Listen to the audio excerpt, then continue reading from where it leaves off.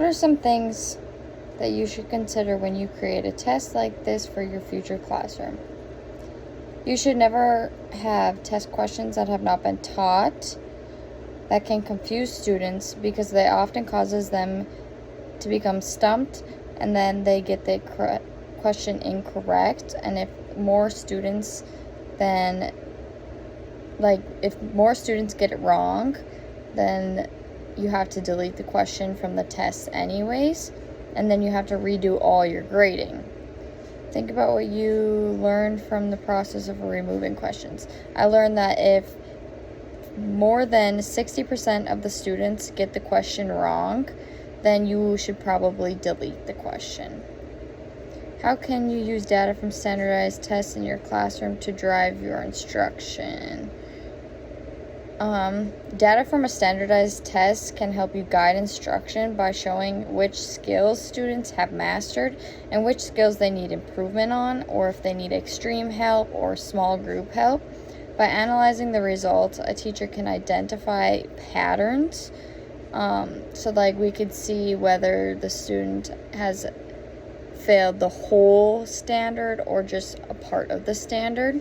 So if it's become a pattern throughout the whole standard, or it was just one question that they got wrong.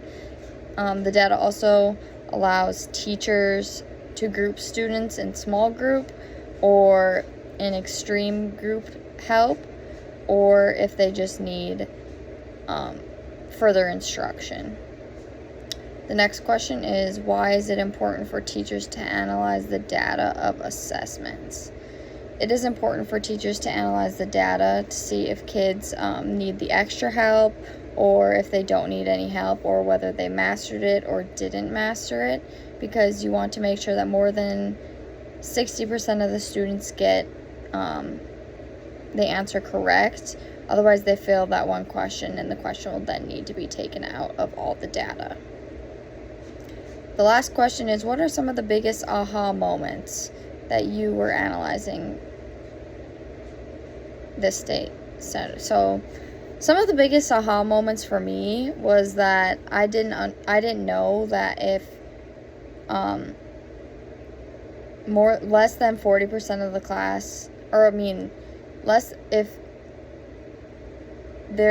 if more than 60% of the class got a question wrong, that it should be taken out and it should not be graded at all on anybody's test.